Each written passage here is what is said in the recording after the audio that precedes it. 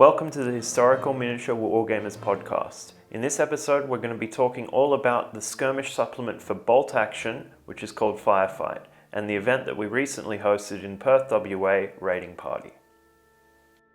So we're on here just for the recap of the Raiding Party event, which we held.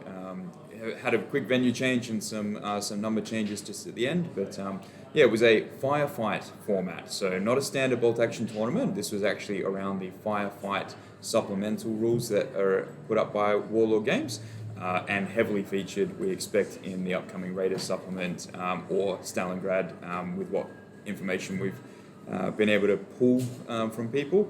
It may not be, obviously, we're not Warlord, but it'd be great if it was, just saying. So the event format was 4 games over the day, starting with 200 points in total for your army, but 2 of the missions we actually ran reduced list points. So that was a 60-point list and a 100-point list. Really got the commando style feel and the brutal firefight feel really of 2 patrols sort of clashing into one another. So we're just going to quickly run down what the missions were, because they were running 3 custom missions and a standard mission, and then how we went in those missions as we go, which I didn't have the best day. I didn't have the worst day, sorry Wayne for that, but yeah, we'll get into that a bit later. So the first mission that we actually went and played was, what was it called, guys? Turkey Shootout. Right. That one of us remembers. Yeah, well, I did write this one, so I should probably remember it. So Turkey Shootout used 60 points of our 200-point list, and you weren't allowed to include your officer. So you're essentially looking at just your basic regular infantrymen out of your force, and nothing else was used. So it wasn't like they were in reserve or outflanking or anything like that. It's just simply 60 points. And the objective was to hold the center of the board, and you alternated deployment almost in a like James Bond-esque sort of setup where your models had to be 18 inches away or further from the previous enemy model that had been placed, or 18 inches away from an enemy model that had been placed. So how did that, in terms of deployment, that's very unusual for bolt action or even war games in general. How did that feel for you? I mean, Gorchin and we had that first mission, and it was really a denial of placement within the terrain piece that we had. I mean, we had this big city in the middle of a desert board. It was like a compound of 4 buildings in a circle, and our objective marker ended up being in the center of the compound, but I think the compound was maybe a third of the total playing area. Yeah. I got the first model, and I put it as close to the center of the compound as possible, because I just wanted to absolutely control the space. Yeah. And I was lucky I got to place the first model. I put it down, and then I think, like Jacob, you couldn't put a model into the compound. I mean, on the very outskirts of this compound, I could put a couple of figures in, but the majority of them had to be placed within the desert itself with no cover and these kind of things. But I found it really interesting, the placement mechanic as it was, as opposed to these sort of deployment lines that you normally have in a typical game. And I think it's something that we should look at for all the missions for Firefight. I think one of the things that I found was at the end of it, when I sort of did a stock take, I didn't find that the deployment was all too different. So I more or less had effectively a blob of guys, and I maybe set up a couple of kill fields or something like that, but I don't think it was sort of game deciding, my deployment. No. But aside from having maybe a crescent shape around me, I think the end result didn't seem that much different, except it was much closer. Yeah. But that all being said, I still think it was really interesting, because it wasn't just about the end result. It was about, where do I place my next guy to make sure that where my opponent places his next dude isn't somewhere where I want him to be. And you ended up playing this quite interesting sort of mind game before you even started playing the game. The only way to compare it to regular bolt is when you're doing the forward deployments, and you may be placing your units to deny snipers to be in that building or this position on the board and that kind of thing. But it's for your entire force. Yeah. But at the end of the day, it didn't dictate the game. Yeah. It did decide which avenues I was going to advance from. Yeah. But it wasn't like, I'm in open ground and I got shot first turn or anything like this and I lost troops. In fact, like first, second turn, you're probably shooting on 7s in any mission in Firefight as it is with the negative modifier, because you're going to have 1 infantryman instead of a whole squad, and that's considered a small team for everything. So think of any sort of conditions that you're fighting in a regular game of Firefight, +1 to the modifier, because that's just how it's going to be. So really, as we moved into the mission and these kind of things, that gap came narrower, and we really focused on trying to get closer to break the small team modifier. Yeah, I found that the first sort of turn for us was a little bit more maneuvering than I actually expected, because I had dominating positions in the compound. I was pretty confident I could just lock down my position, and then right at the sort of last moment charge under the objective and capture the ground. But turn 1 sort of was a little bit of maneuvering, but more than I expected. And then turn 2, you just charged into this compound. Yeah. And I was really worried, because you just went in there with a couple of SMGs. I think it might have actually been 3. Everybody was sort of inside 12, some within 6. You were in a great position to just mow down a whole bunch of guys. I got really lucky. You didn't roll that well. I think you might have maybe got a pin or something like that. But didn't kill anyone. But in that instance, it had nothing to do with the small team either. I just rolled completely terrible. But if you did that in any environment, it would have been baller. Yeah. But it looked like a strong position to move into. So you can the great mechanic with Firefight is that you have the snap to mechanic like you do in bolt action, but it doesn't affect 1 or 2 squads or whatever your nation provides. It's troops within that bubble and grab all of them if you want. The only caveat to that is that you have to decide on one order. Yeah. So you go, okay, I have my leader, and he's going to snap to everybody that's under his influence in the area. He's picking advance, that means everybody else picks advance. Or if he picks run, then they all pick run, and these kind of things. And that's really interesting. We get into it in the other missions, because there are points where you want to take the snap to, and it would make sense to charge with a couple of units, but then the other ones within that area of influence that you want to use, they're not going to be able to charge anything. They're just going to have to redeploy or something like this. So you make decisions on, do I advance, do I run, these kind of things. Do I only snap to a handful of them and these kind of Instead things. of all of the ones you can. Yeah. And I certainly did that in some of the missions where, trying to utilize that mechanic, and we'll get into it a bit later with what I did in some of the missions, but I was having to make choices about going, I actually can only afford to really send 2 guys plus the lieutenant this way, because I need to hold something back to be able to react to what my opponent's doing.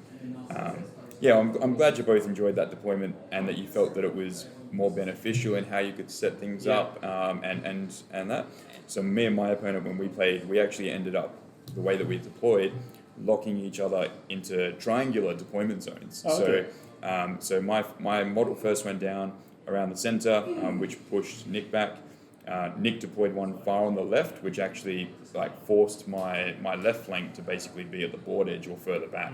And so I did the same to him, and all of a sudden we had triangles. And you just couldn't put anything anywhere else outside of that space. This is a deployment mechanic that's in Chain of Command. Which I didn't know about. Yeah.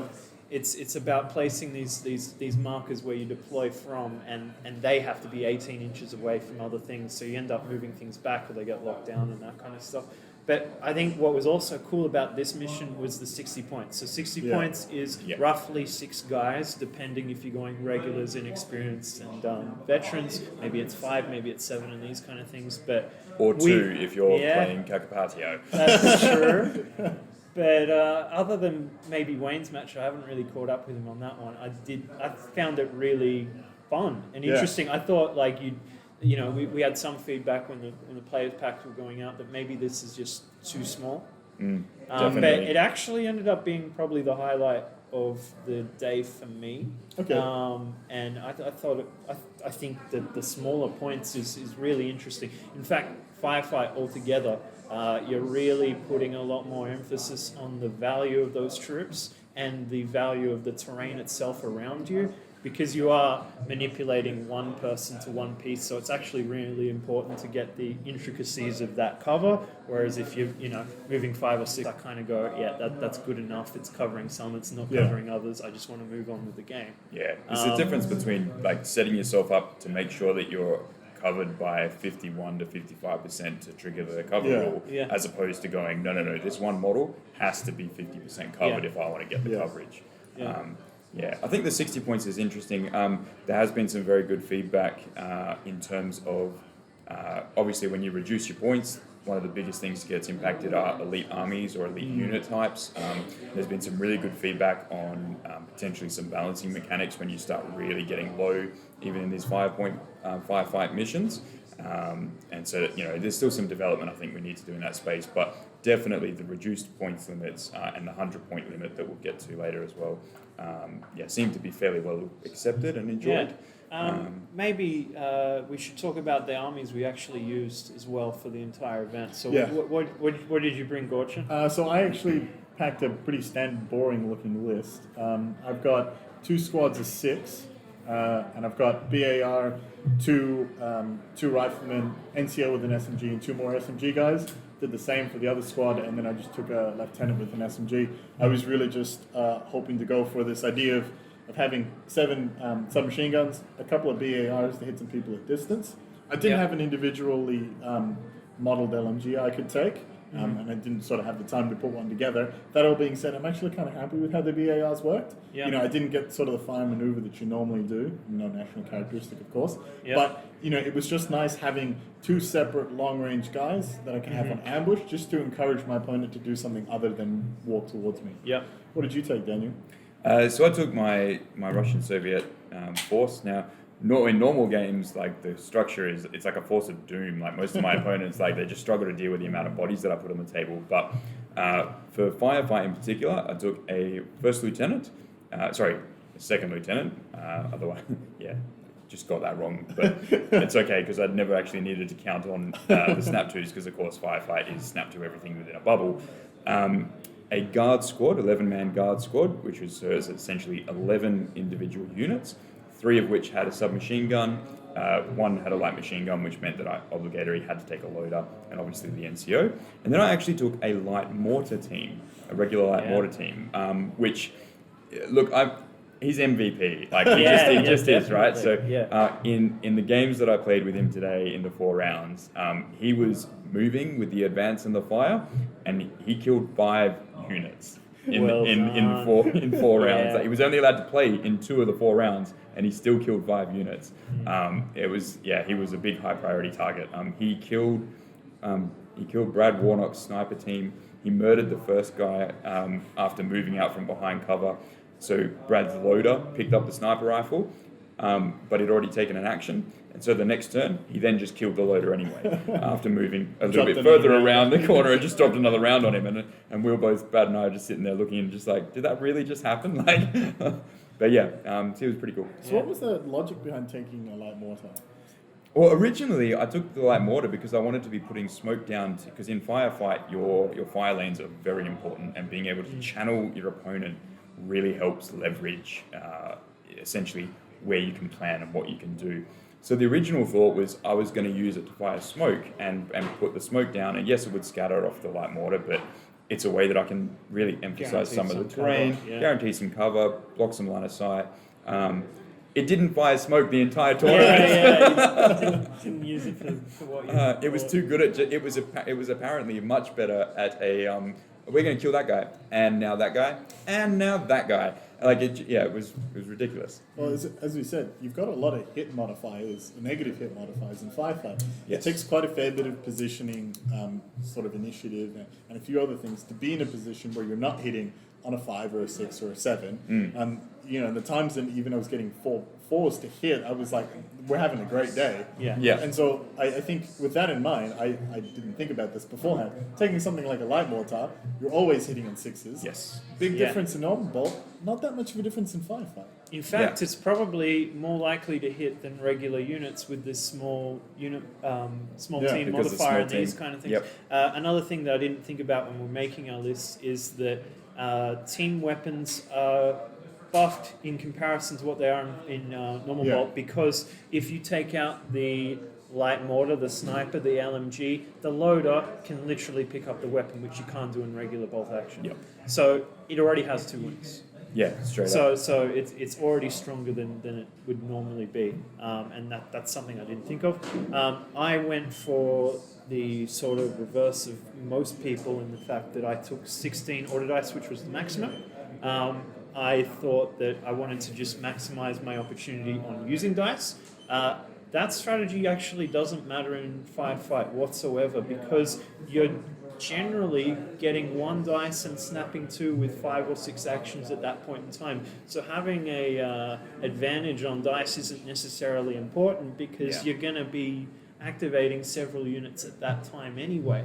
So it ended up being I was in 2 or 3 groups, and I'd activate with 2 or 3 dice out of the bag for the actual turn, and my opponent would activate with 2 or 3 dice as well, because they were also split into groups where the officer is snapping 2. The NCOs of the actual infantry squads that you take also have the snap 2 at a shorter range. So looking back, I won't go for 16 dice. To fit in 16 dice, I had to go with a whole bunch of, I'd got 6 inexperienced riflemen, and then I thought, it'd be really cool if I could utilize all these SMG models that I had. So I went for 9 SMGs in total. Took some advantage there, because the officer can give free weapon options in the loadout that you don't pay for.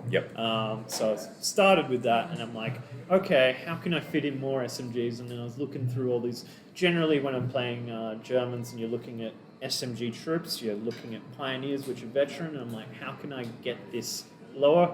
Apparently, Stug Riders are regular, and you can have just as many SMGs as you could as pioneers and everything else. So I wanted to give that a shot.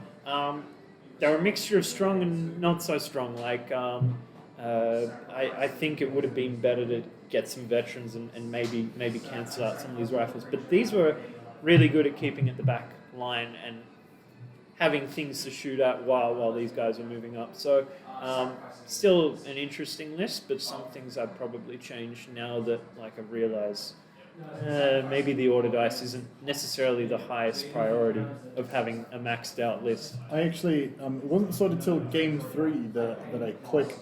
I saw Nick's list. He took the 3 assault rifles with his bodyguards. Okay, so that's 15 points. Yeah. It wasn't until then that I clicked that I was like, oh, I should have done that. Yeah. And then I looked back at my list and I was like, I looked at it and I was like, all I would have saved was 6 points. Could you get bars in the officer groups? No, you can't. Yeah. And I would have gone from... You wish. And my list would have gone from 198 points to 192 points. Yeah. And I was like, okay, that might have been an extra BAR, maybe a couple of extra SMGs somewhere else. Yeah. And I looked at it, he goes, that would have been nice, but I don't think by and large that would have changed my list all that much. Yeah.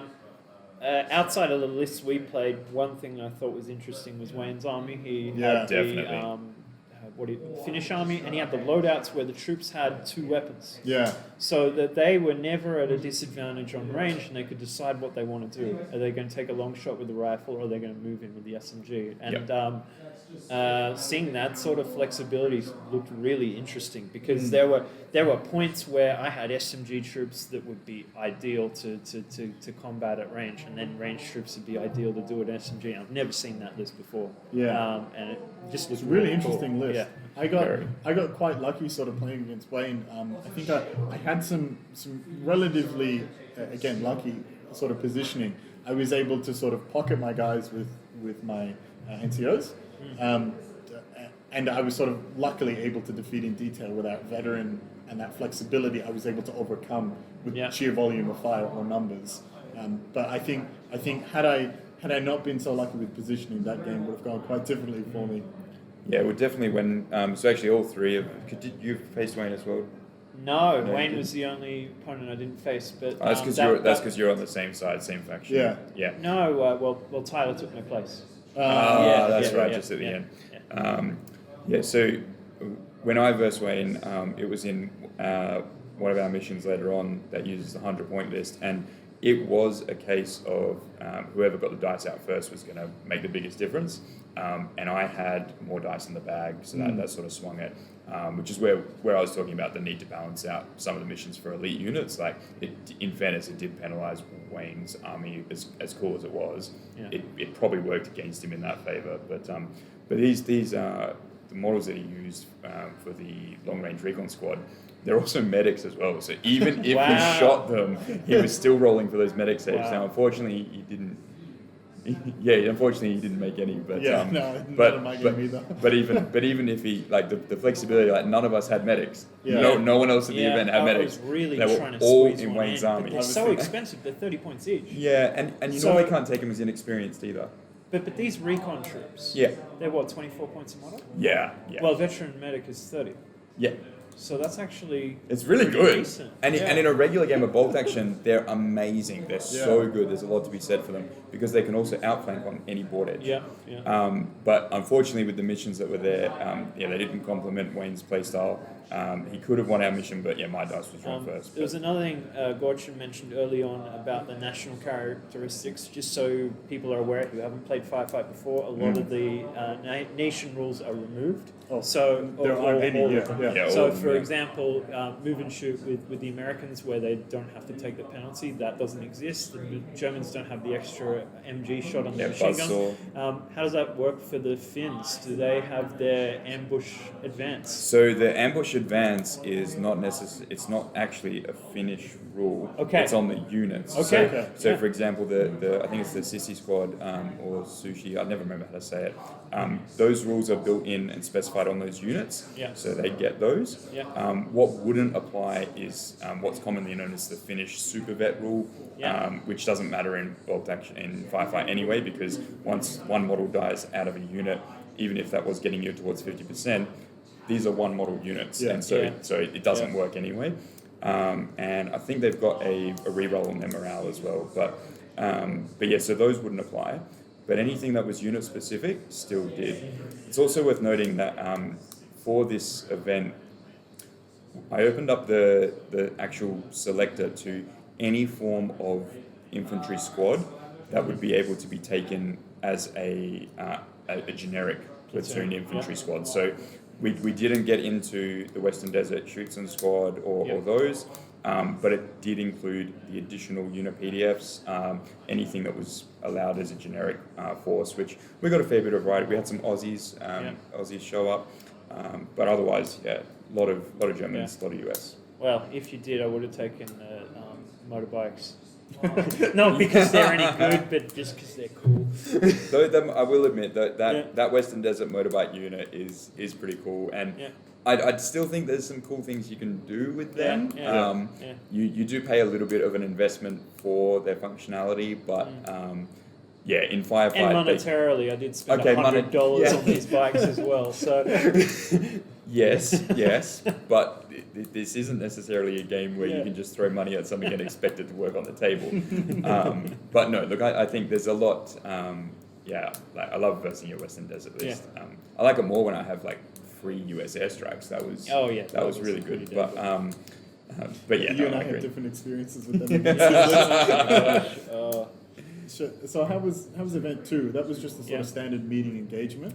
Yes, Nothing it sort was. of that colourful in terms of the mission design there, which was quite strange for me. I remember when I was setting up for that game, I was like, okay, where's the catch? This is one of Dan's events, one of Dan's missions. Where's the catch? What's the hard part? But it was just standard meeting engagement. Yes. at the full 200 points of Full 200. Yep. what we're doing for the event. Yep. And so that simply was the first round was essentially quick and dirty and brutal. I think the quickest that we had people finish was sort of in a half-hour mark. It was super fast. That was including like, how do we play the mission? Let's do the deployment. Let's play it out, and then it was the whole thing. Yeah, it was the whole thing. And so that was quite good. It functioned exactly how I wanted it to. Then we broke into meeting engagement, which is obviously a longer game, protracted game. I versed Jacob in that one, and you've got your first wave that you bring on, but we really were utilising or attempting to utilise the snap 2 actions from turn 3 onwards. So turn 1 everything runs on, turn 2 you sort of jostle for position a little bit, and then turn 3 it was about whose sledgehammer's going to hit the hardest. And we played out all the way to turn 6. And we both killed 11 models of each other. We've been taking break tests for the last 3 turns, and neither of us failed. We actually got all the way through to turn 6, and we were playing on that compound map. And essentially what happened was everything that was on the right-hand flank that was attacking, I killed, and I was feeling great. but literally Jacob had done the exact same thing on my left flank, and he murdered everything on that side. Yeah. And we actually didn't have enough time and space to loop around the compound to get back into a fight. So in turn 6, we did a little bit of shooting backwards and forth, and essentially went, okay, we're done. We're going to have to just call it a draw. But there wasn't a point in that game with just us that it was really one-sided either. Like it was, you take out a couple, I'd take out a couple, and there wasn't a point in that in either turn like, this game is lost or won or whatever else. Seemed very fair. Probably the one point where I really thought that I was like, oh, I've got him now. It's all going to go. It's all going to go my way. This is it. This is the turning point. I've got the momentum. And that was when I led an attack with Snap 2 using advance, and I basically just had 5 guys run around the corner and start throwing grenades like they were Rambo. And so out of those grenades that were thrown, 4 of Jacob's models died.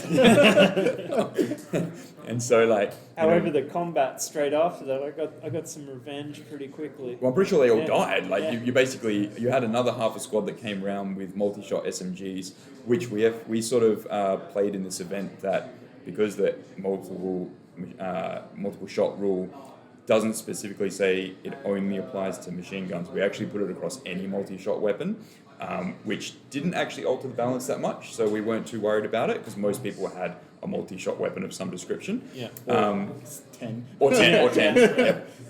But Jacob's come around the corner with his SMG guys, and then literally everyone that's thrown a grenade just died. They just all died. So the way the multi-shot weapon works in Academy of Street Fighting, for those of you who haven't had a chance to read it yet, it's basically if you've got a 4-shot weapon and you land even a single hit on a model, you can then take another attack on another model within 6 inches of your first target with 1 less shot.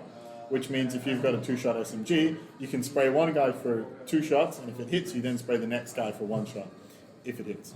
And so you ended up in this quite interesting scenario where everybody was sort of running around hip firing SMGs at a whole bunch of models.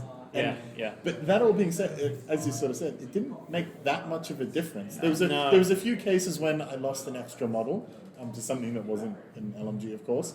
But aside from that, it wasn't. Yeah, I didn't feel that it was that much different. It sort of felt right to me. Yeah, I'd say so too, and just a little bit more thematic to weapon profiles and this sort of stuff, rather than just looking directly at what is in, regular rulebook kind of stuff out of just normal bolt action and not firefight. So it seemed interesting. It's not something I'd want to necessarily chuck in on multi-shot into regular bolt. Probably for machine guns specifically, maybe that's an option. But there are better fixes for that as well that a lot of people have discussed. But seemed to work great. Yes, so I was happy with it. Yeah, it's been good.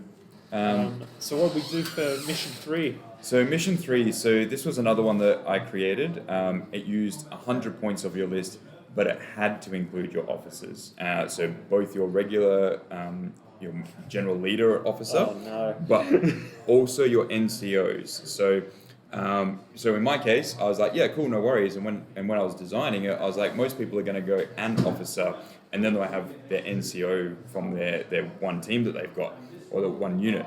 Now, of course, I was working off the logic that people would only purchase 1 infantry squad worth of stuff. So that didn't happen. So Jacob's like, oh no, I've got my lieutenant plus this guy plus this guy. And I'm like, oh, okay. Because obviously whenever you get into a points differential where the basis for those points is equal, it can cause disruption. And what about, how many did you have? I had 2 sections of 6. And so what I took for that, for my 100-point list, is I took my lieutenant for 50 points, 2 NCOs, another submachine gunner, and then a rifleman just to sort of round out the points.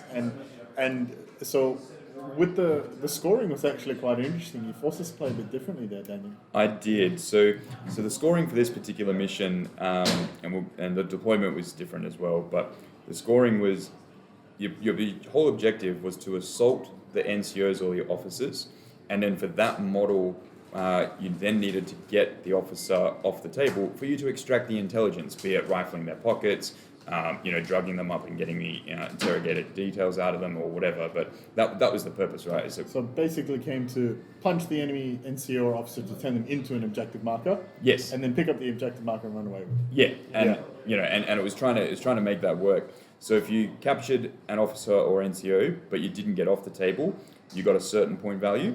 If you captured them but got off the table, you generally got double or just under double of the value.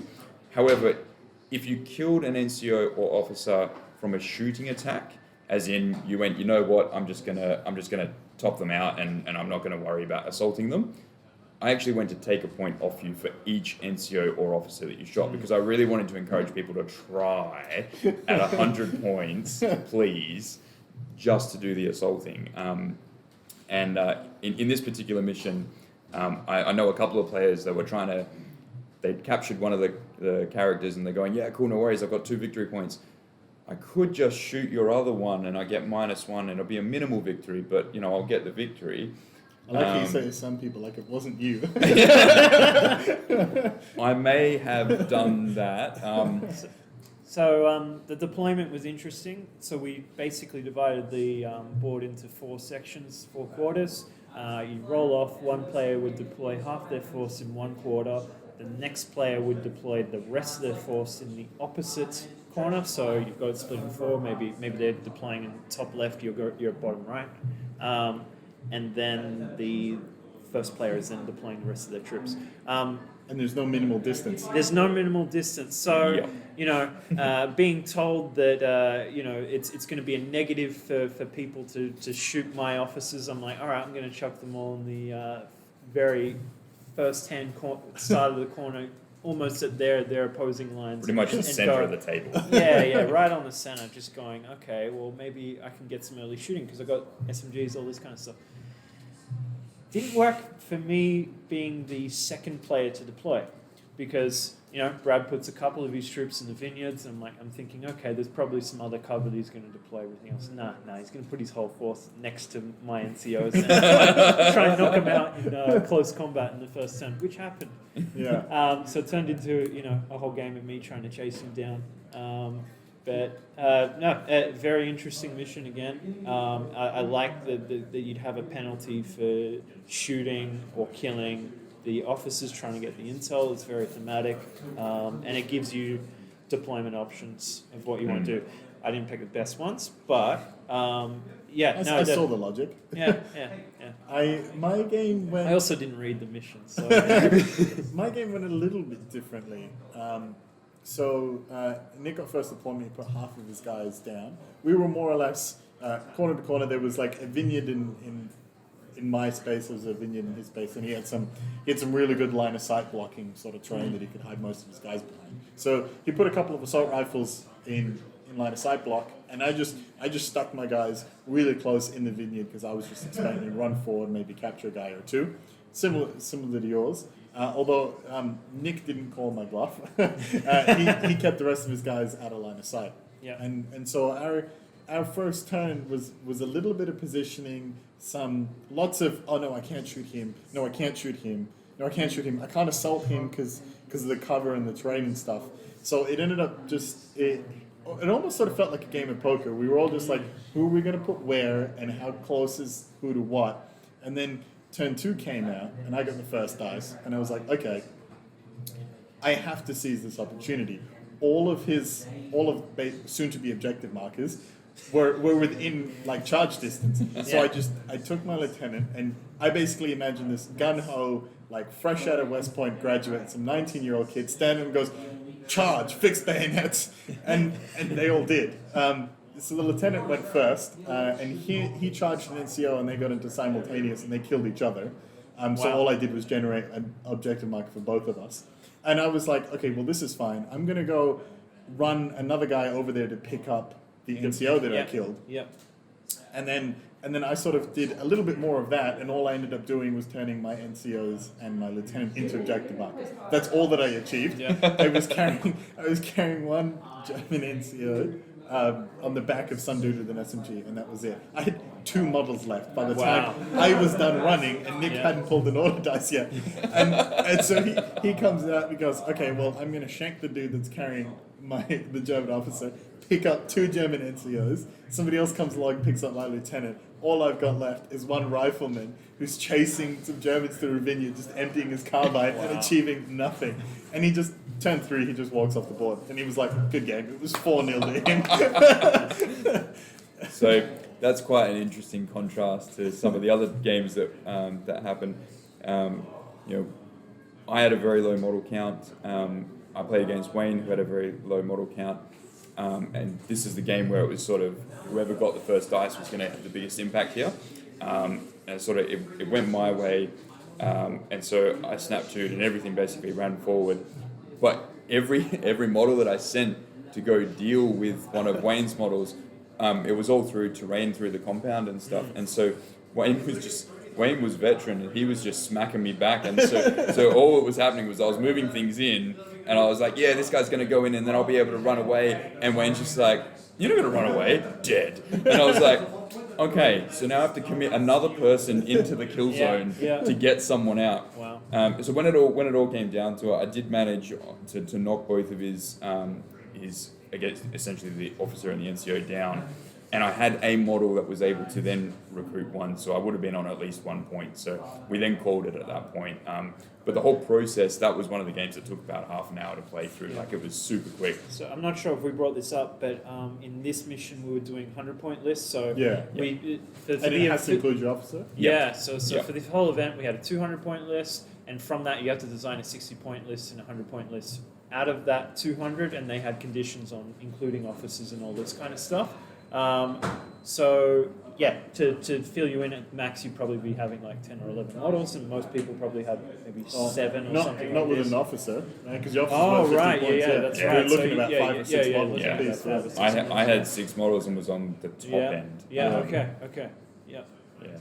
But yeah, it was a fun little game. It's actually it's almost like a really good sort of mini game that we could put in a regular event as sort of like a lunch break mini game, but and sort of do a novelty prize for it. But, all right, so what do we end on? So then we moved into, we had lunch and stuff, but then we moved into the last mission. The last mission's called Panic. Now, Another one of your genius ideas? Another one of my genius ideas that I cook up in my laboratory. Is this the one we've seen before in the Dueling Aces? This is what was for Dueling Aces, but we never rolled for it, so it never got played. Right. And I heavily reworked it after Dueling Aces because I got some feedback on it that I didn't amend before the Dueling Aces event, but I amended after the Dueling Aces event. So I'll read the brief and I'll read the objective, and then when we go into the rules, it'll make a bit more sense to where my head is at. Out of the fog, figures develop in front of you. All too soon, you realize it is the enemy and you are not in cover. You hit the deck. And the objective simply reads, survive the chaos which is about to unfold. Now, that's not very encouraging as an objective because it doesn't tell you what to do except survive. There's no forward deployment. Players roll off. You're forced to put 25% in reserve. Then the opponent, again, they put 25% in reserve. All dice then go into the bag. You draw the dice one at a time, and you must deploy that dice. It essentially goes for one model as a unit. And all remaining models must deploy within 6 inches of the center line. So if you've got the center of the board, you extend that line to the left and to the right, so it meets with the perpendicular points on the edges. Parallel points on the edges. And you extend 6 inches towards your back edge, and your opponent does the same. So you end up with a 12-inch band across the battlefield, right? All your models have to be in that 6-inch band, which means that all your opponent's models are in that band, but just on the other side of the 6 inches. Yeah. So basically, you're always 12 inches away from an opponent at most. Yes, the furthest away you can be is 12 inches. You're not allowed to take any sort of pre-game moving, so Rangers lead the way are stuck there. They're not going to go anywhere. You didn't by any chance add that in the players pack as I asked about Rangers, did you? No, it was already in there. It was already, someone else had asked as well, but it's already in there. And so I was like, no, I want those figures stuck there. I want them to be in a position of panic, which then brings us to the special rule Panic. During turn 1, no unit may voluntarily go down, and every model automatically foobars. Now, if you think through the consequences of this, if you automatically foobar, you're not rolling for an order test, so no order test benefits or anything like that applies. I'm forcing you to go to roll on the foobar table straight away. But you have an enemy within 12 inches, which means if you roll a 1, you're going to shoot your friend. Now, let's just quickly do a sum up. Gorchin, how many of your own men did you shoot, and how many of your opponent's men got shot? I think I lost 1 or 2 in the first one out of what would have been 9, and I think Nick lost. I think it was 2 in the foobar. Yep. And Jacob? I didn't play. You didn't play. Well, I did know that, but Yeah, that's all right. But Tyler, you didn't lose any, did you? No, so Tyler didn't lose any. No, yes, he did. Oh, sorry, no. Tyler was thinking of his opponent. His opponent didn't lose any. So Tyler lost 3 models. So we're going to say that Jacob lost 3 models out of that, which was, a little bit dramatic when you only got 200 points. This did use the full 200 points. I didn't lose any. Now, my opponent, Brad, he lost 1, and he wasn't particularly pleased about it. Because he was playing a fairly expensive regular list. He only had 10 models. But I didn't lose any. And so when I was playtesting, I'm telling you, I was losing 5, 6, 7 models. We across the table, we were losing double digits. And it was really sort of you needed to be the phoenix that rose from the ashes to be able to fight back. Okay. So for those not listening, what are the results of FUBAR? So the resulting of FUBAR, on the roll of a 1, it's a friendly fire incident, which we'll cover in just a sec. On a 2 to a 6, you simply run directly away from the closest visible enemy, but you basically run in a straight line, so you can't wibble wobble. 3 to 6. Isn't it 1 or 2 friendly fire? Oh, it's 1 or 2? I think it's 1 or 2 friendly fire. Yeah. I didn't roll anything lower than a 4, so... You don't roll ones. Yeah, apparently. I do roll 1s. It was everything you don't after roll that 2s. I was rolling 1s for, but I didn't roll any 1s or 2s on that roll. But and I don't think Brad did either. So, but either way, funsies event, so not really that big of an impact. But either way, 1 or 2. So then on a 3+, don't run backwards. Sure. So literally my entire force just ran backwards, and obviously if you're going over terrain or whatever, it drops to 6. But the friendly fire, if you've got an enemy model within 12. Of a friendly model. Which is what triggers the friendly fire incident. Your opponent then chooses the model that was trying to activate to shoot a model. So there's again, when I was testing it, 5 models, we were serious numbers of things that were going through and getting damaged, and it was like, well, that's just what it is, that's just what's happening. At least everyone's going to be in the same boat. We got very mixed results on the actual day of doing it, though. Yeah. I didn't have anything. A lot lower than your playtest. A lot lower. We didn't have any player lose more than 3, which in some ways was good, but still 3 is a lot to lose. But we also, the average was sort of 1 to 2 across most games. Well, if you're looking at it, it's 1 to 2 on a dice, assuming, you've got a pretty good kill chance. You should be losing somewhere between a quarter to a third of your troops. Yeah. Give or take. Yeah. Right? That's some very back of the envelope calculations. But 5 or 6 sounds like in playtest, sounds like a little bit more than that. Well, one thing that we learnt when playtesting is not to put your machine guns in that 6-inch band.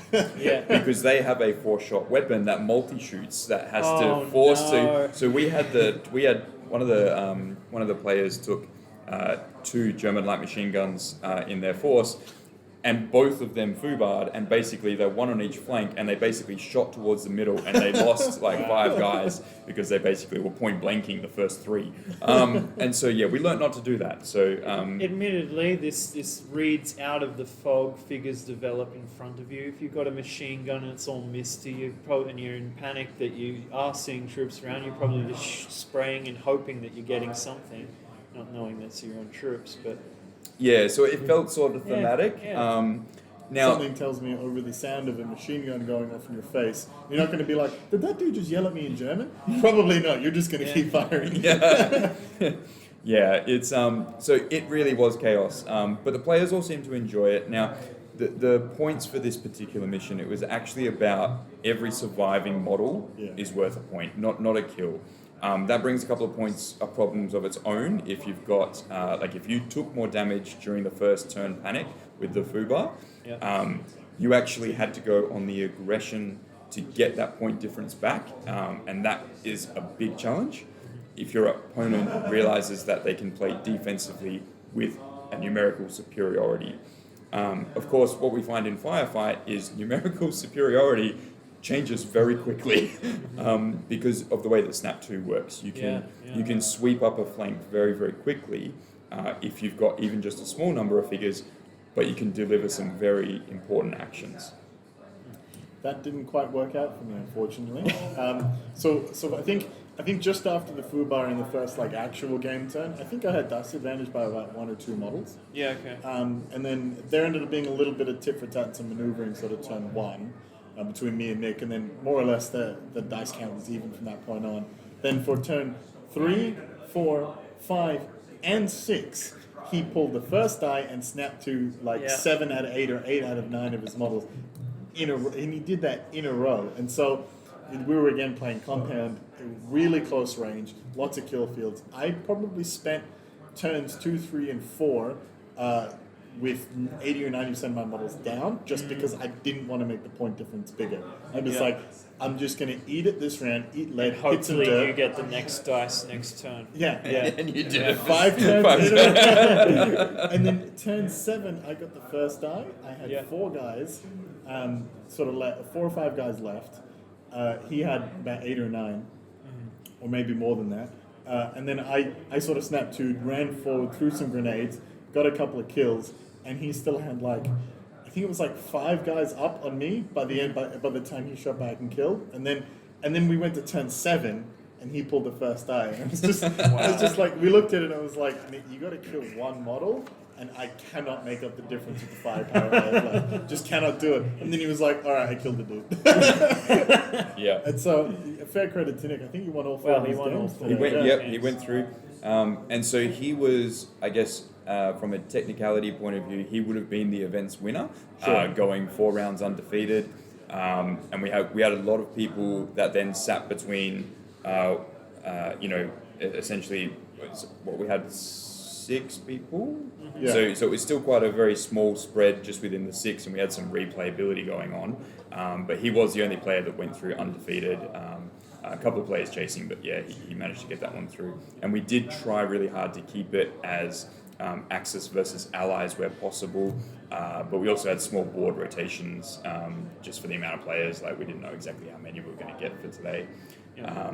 But we actually raffled off the one of the prizes for the event, as opposed to going straight with a leaderboard win, which takes some of the pressure off purely playing for the prize to win. Puts a bit more back in the let's have some fun space. And through no bias, I absolutely assure you, but actually Gorshin won that. Box of Commanders. And so he's going to start up a.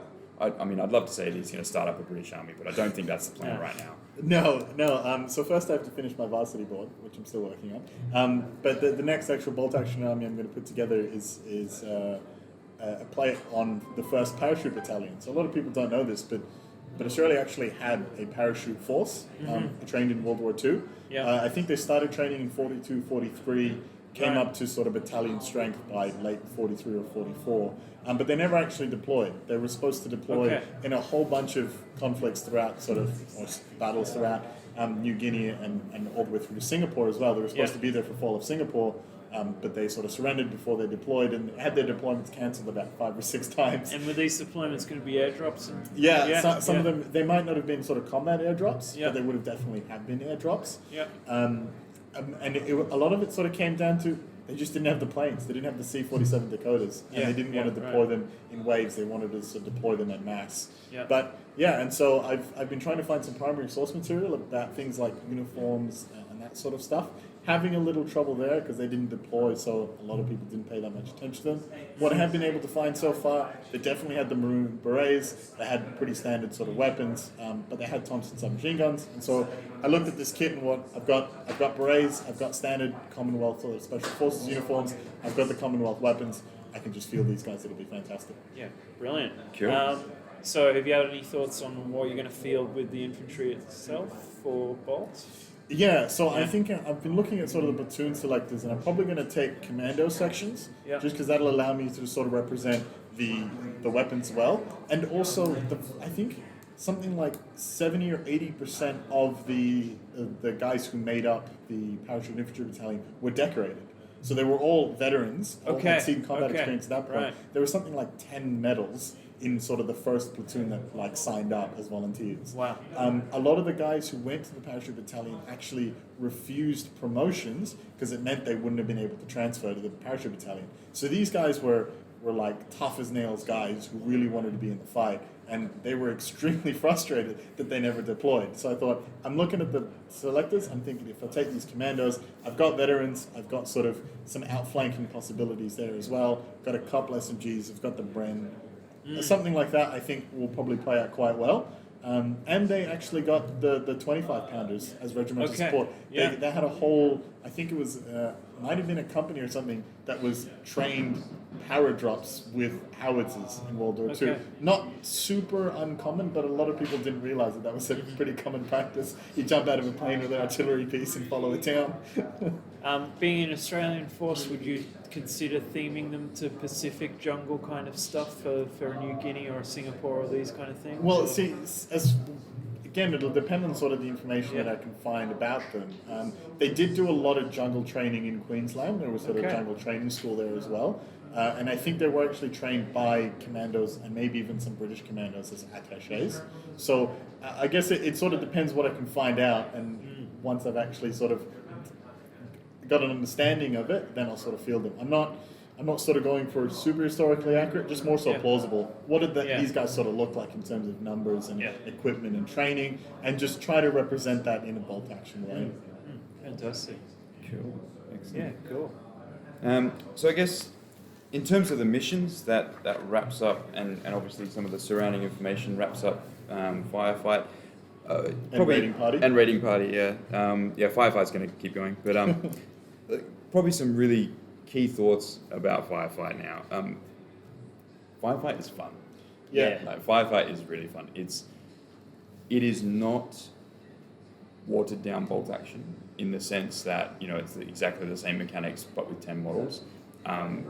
The things that work, that make bolt action, you've mentioned it before, Gordon, the things that make bolt action, like how pin mechanics and dice advantage work, and how you leverage the hit modifiers to work in your favor rather than against you when possible. Like those things, they still exist within Firefight, but it's quite different. So pins, for example, pin management is one of the key things that works in the main mechanic. It's a form of representing suppression in bolt action, attrition, and sort of slowing down units while they are, bunkering down for cover.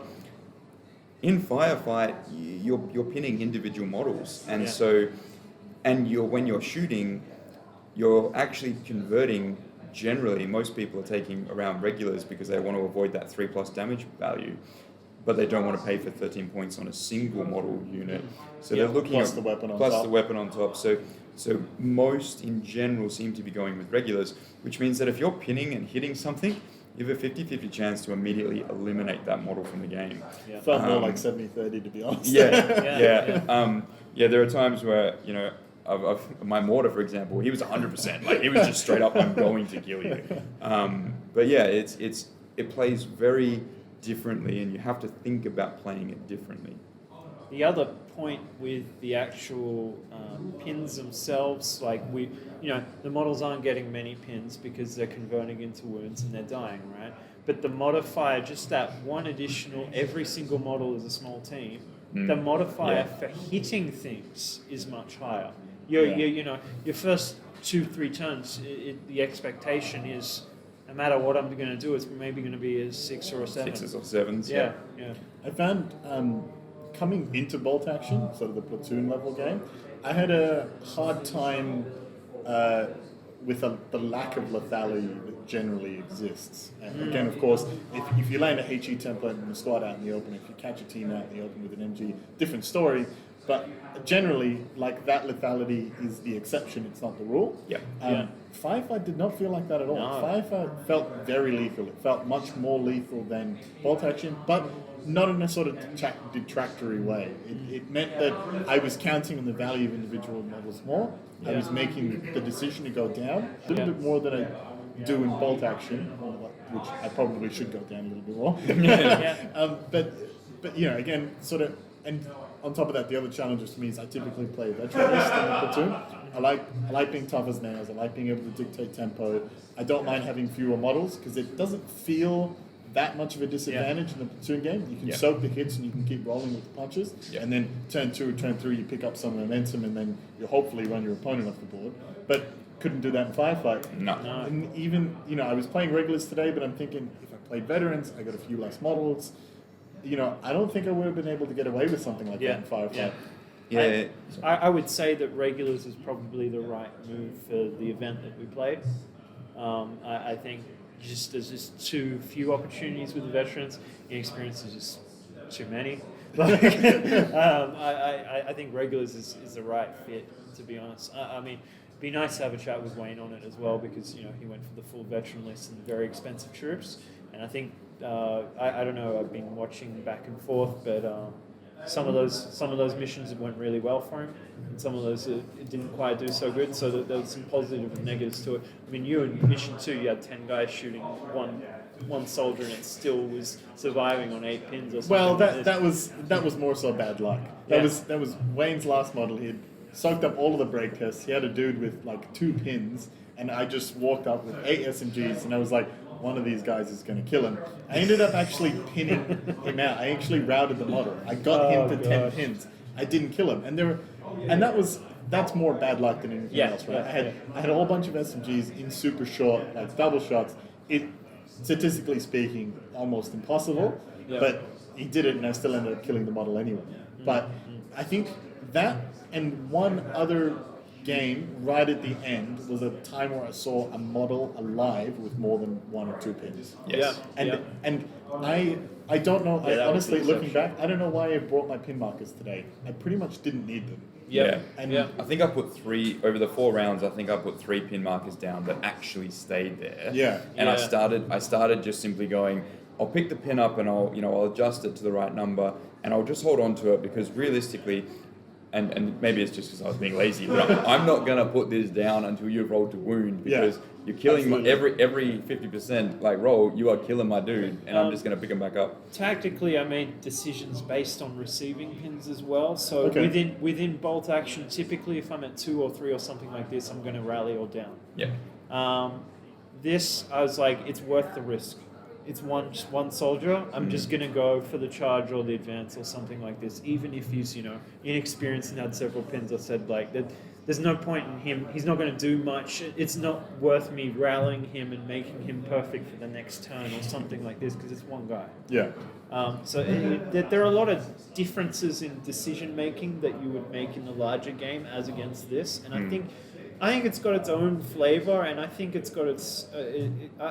I quite enjoy it to a different level that I enjoy regular Bolt Action. I think it's worth mixing it up and trying it out. Absolutely. It is an unofficial companion to the game. It's official, but it's experimental, right? Yeah. So I think it says the word unofficial. It's produced by Warlord Games. We're on the 2nd revision of it now. The Academy of Street Fighting. Academy of Street Fighting. I believe we're going to see some more. I think just today we've got some email notifications about the Stalingrad releases for 2020, which are different to the Stalingrad releases from 2016 or something like this. So there'll be a full campaign book for the main game. Then we saw a little picture of Rat Krieg. What was it? Ratten Krieg, which is Rat War or something, which is like a phrase that they use to describe Stalingrad. About fighting in the sewers and snipers that are in these positions that nobody can see, really like think enemy at the gates, dirty right? fighting at all costs. trying to win and survive kind of thing. So, and that also had a starter that looked like it had 7 or 8 models for the Soviets and the Germans as well. Yep. So it really looks like a starter kit for Firefight. Yep. And I'm hoping That's my that it's suspicion. a physical book. We're going to have a lot more of the, like, it's going to All develop. the narrative stuff, right, Yeah. as well. And so the Academy of Street Fighting, in the back of it, had a stack of campaign information for when you want to essentially fight the Germans v Soviets within Stalingrad. There's an awards medal list. There's naming conventions. There's there's squad plenty of details. names. There's heaps and heaps of stuff. But there's even actually some quite accurate information about the ranks and stuff, because a Yes. lot of people think that a lot of the armies had similar rank structures, but they were quite different. And the stuff that it found there was, I was like, hey, this is actually a really cool thing. The part that I sort of overall with Firefight, and so we spoke about this earlier, for me is that it doesn't feel like they went, okay, let's make a squad level game. They said, let's just take bolt action and let's just sort of cleaver it into Firefight. Because there's a, as we sort of said, it's like the pin mechanic almost doesn't exist in Firefight, and it's almost purely an administrative exercise now. Yes. And there's a few other things that, you know, the lethality is higher. There's some things about multi-shot weapons. We had a lot of conversations today about units and buildings and that sort of stuff. So And how HE then affects units in buildings, because you've got Yeah. So we just quickly we FAQ'd in for our event. The purposes of the event, we generally run a lot of buildings and ruins. So for the buildings, we said you can have up to 10 individual models within that, which would normally be a squad. But that introduced other issues where you've got HE templates that would do a number of random hits. Those random hits then have to flow out. Well, how do you allocate that to the units or whatever?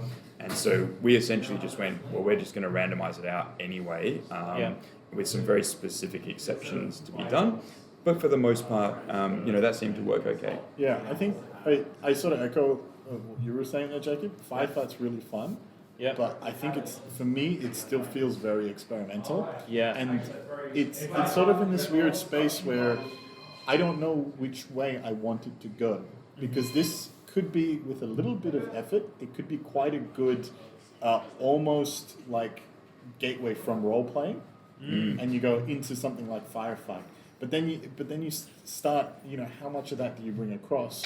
Yeah. Or do you just go, okay, rather than going each man is individual and Snap 2 works like this, you need to tweak that slightly so it works a little bit better like small teams. But right now for me, it's just in that awkward spot in the middle, and I'm not sure which way I want it to go.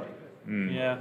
Look, I haven't been in this game long enough to know, but like, how did Kill Team come about for Warhammer? Was it sort of a let's start using a small amount of troops, and then because now it is an official publication, it's been revised a few times. Surely it's got a lot more nuance to Firefight now. I could be wrong about this. Yeah.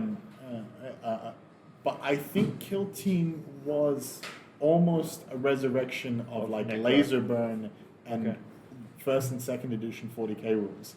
It was more along the lines of that. Let's bring that back, because first and second edition 40k was like named soldiers. If you look at some of those boxes, they actually have names for each individual model, like Captain so and so.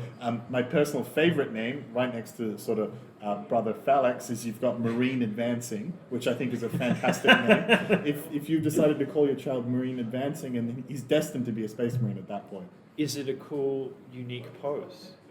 He's It's just an walking advancing forward. pose. He's just walking forward. I think in terms of the 40k kill teams, it's had several iterations of it, several versions of it as it's gone through the 8 editions.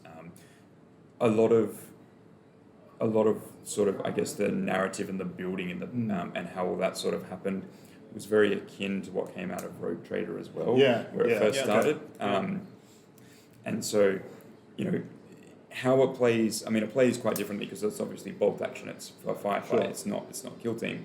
But yeah, we've had, decades worth of development across those different game systems to make them what they are today. And Kill Team today, for 8th Ed, I haven't played a lot of the 8th Ed one. I know people that do. They seem to really enjoy it. They seem to feel like it's in a really good place. It's simple enough to pick up and learn and play. And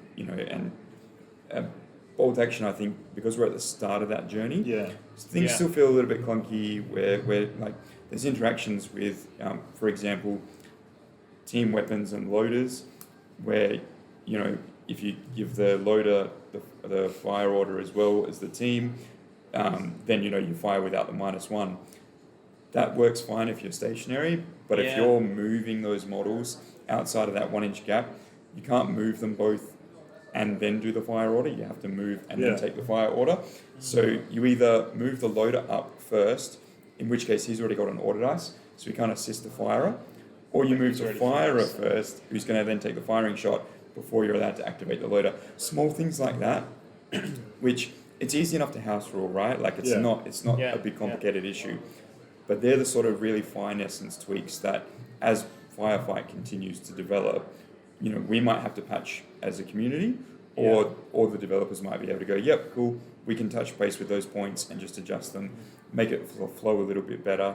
As much as I love grenades and how we played them today, that's actually not how they're played in the Firefight rules. So we played it as the grenades. Cover? Yeah, the grenades as a 1 inch HE template actually ignore cover at the scale we were at, because you're generally targeting one model and a grenade's exploding like within a foot of them. So and you can lob it over the wall. You can lob it over the wall or into a window. Window. So we sort of wanted it to be a play a little bit more thematic and give a bit more of that sense of the danger of what and a grenade reason is. to use it over using another weapon at Correct. those ranges. Yeah, so. it became they actually became very effective. But also, smoke grenades where they don't scatter, so you can deliberately start placing smoke blockage on fire lanes and stuff. And so, we've already did a couple of tweaks for the event, but on the whole, it's a really good skeleton framework to work with. I think it's an interesting thing, grenades aren't something that can be taken in regular bolt action. Yep. We have this multi-shot rule with the machine gun where... Which is house ruled for all multi-shot weapons. Yeah. So there's two rules right there. Then you got Snap 2 that's affecting individual models and these kind of things rather than squads and this kind of stuff. It's a good framework to playtest or manipulate bolt action proper rules in. And I know that K47 does a little bit of that as well because it's not the most popular system out there. I think they do something bizarre with MGs where they got D2 pins or something like this. I can't remember exactly, but I'd be really excited to see how they experiment and manipulate more rules. For example, I think flamethrowers aren't really all that strong in this right now because they're going to be targeting one model. They're gonna really cook that one guy though. I mean, D6 flamey hits on one dude, and if he somehow survives that, he's got to take a morale check, and his buddies ain't helping him. But the cheapest way to take a flamer is a Pioneer squad, which is plus 20 points for the model. Is that model that's now 30 points a regular, or I think it's actually got to be veteran anyway for Pioneers, but maybe there's differences in the other factions. But that's a 30-point model, which is almost a quarter of a force or something like this. Is that worth it? That can only really target one guy. Given the option, I would rather take 3 guys instead of a flamethrower. It's in its current format. It doesn't suit well, and a lot of weapon teams sort of fall in that space. So the sniper in particular is actually really good. My light mortar, he's going to be in every list forever now. But snipers are a really good one because they can, whilst the selection, because everyone's a single man, you lose that aspect of it. You still always hit on that 3+. So you still ignore all other modifiers and always hit on that 3+. And we brought this up very early in the episode. Sniper is a 2-wound model, right? Effectively, in regular bolt, it's a 2-wound model, pretty much.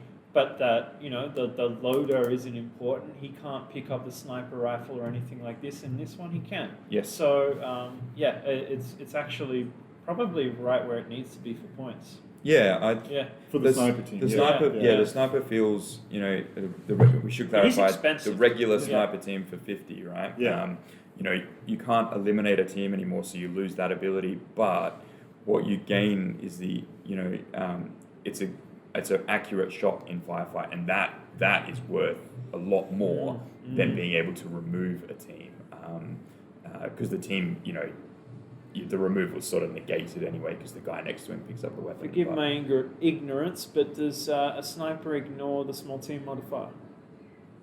Sniper ignores everything except lost loader, which would force a -1 because you don't have someone to help assist load, and pins on the sniper. Okay. So it ignores really it ignores small team. Yeah, that's what I mean. Like it's a positively geared hit modifier. Yeah. And sure, you only get to fire it once per turn, but you've got like an 72% or something hit ratio. Yeah. Against the model, which is pretty strong in Firefight. Yeah, you could place it in a position that it's not likely to get shot at, and Just is put it going on to take ambush. out. It could potentially take out 6 troops Yeah. of the game, Yep. which could be half a force. Yep. Because all you have to do is force the break test, right? Because that's the other interesting mechanic. So even if someone wanted to do a 25 order dice list, which was all inexperienced, once half that list has been killed, you immediately have to start taking break tests. Yeah. If you roll higher than your highest leadership on the board, -1 if you don't have your officers, you automatically bail. Forfeit, yeah. You automatically forfeit the game. Yeah. So it's very similar to old school Necromunda, old school Lord of the Rings, where it's like you reach that 50% and now the morale of your force is broken and you're going to bail. Yeah. But yeah, look, I think... But I'm not sure if you articulated it or not, but there's a lot of reasons as to why you take that check. So, Yes. you're at 50% of the force, so you need to take it every turn.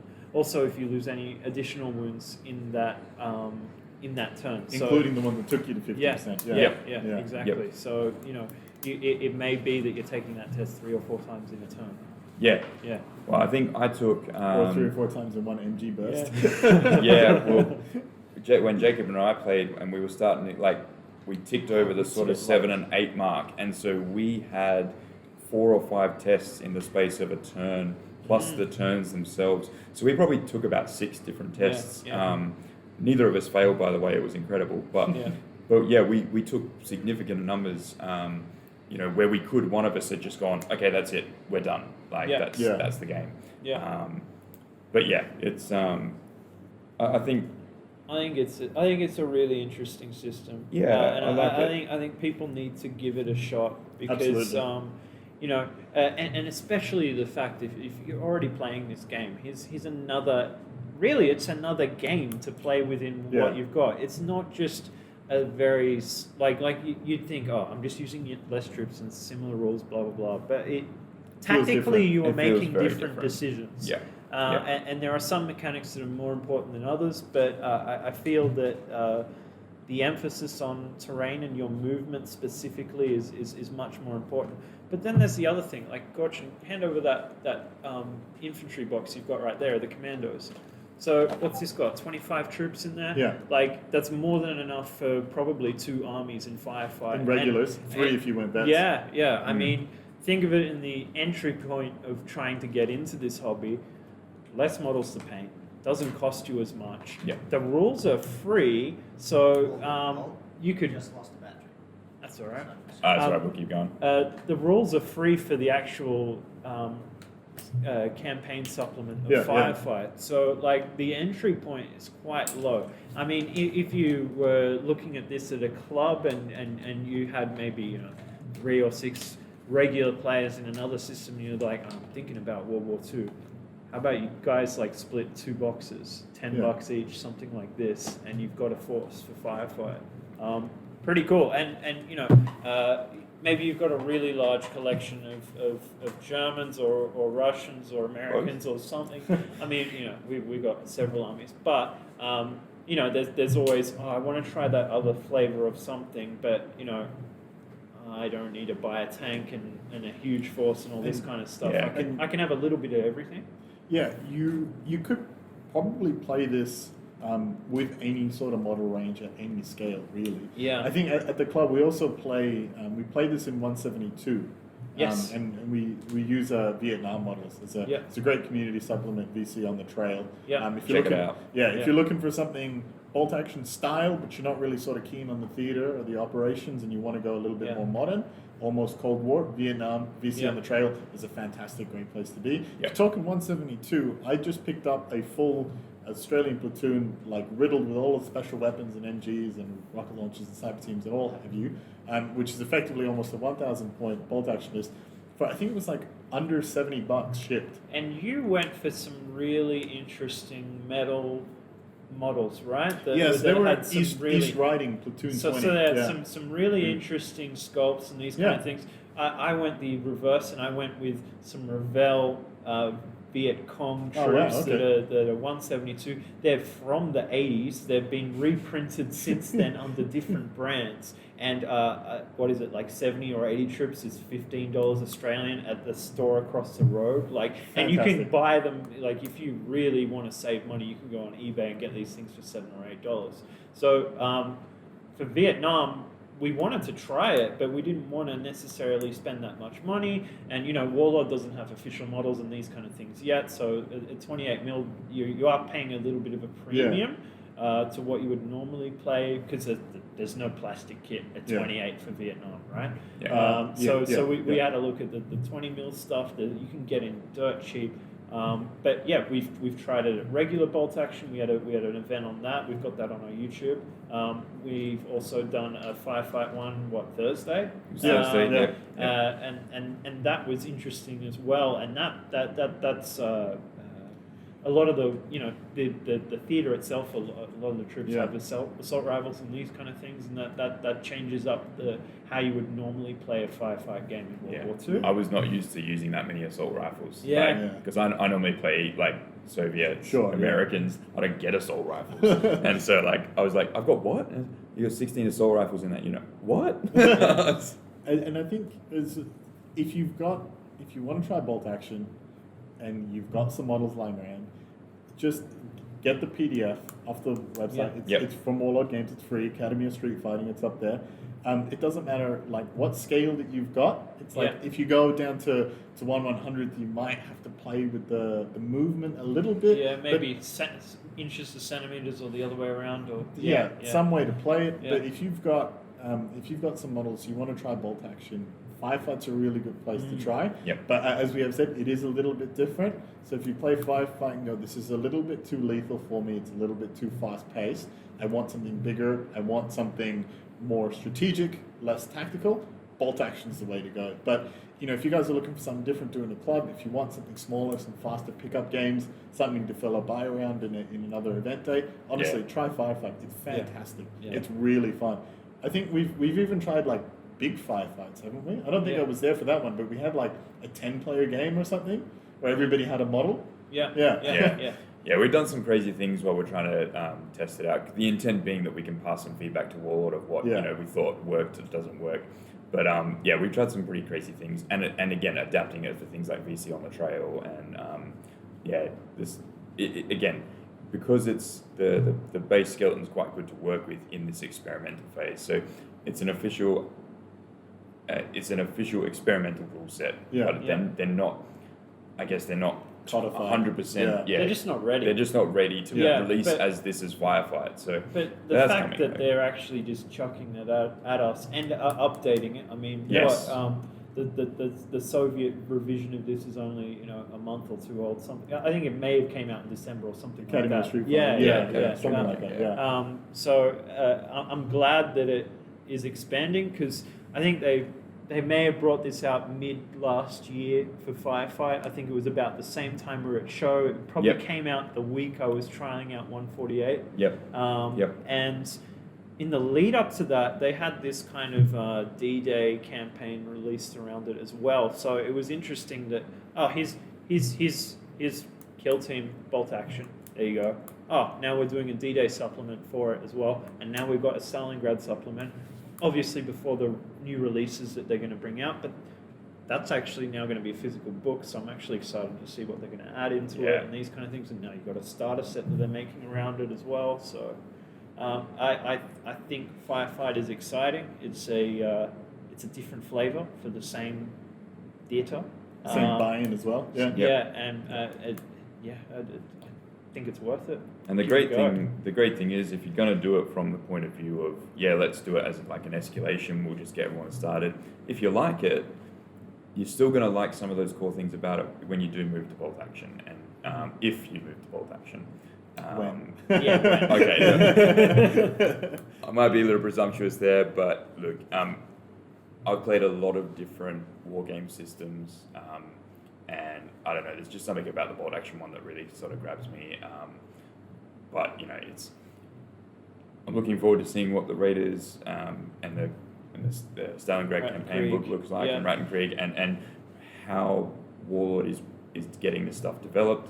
Really excited to see how that goes down. But that's probably it, I think, for this wrap up of the event. I consider it quite successful, and we'll definitely be doing another one. Other than that, we will catch you next time. All right, thanks for checking in. Thanks, everyone.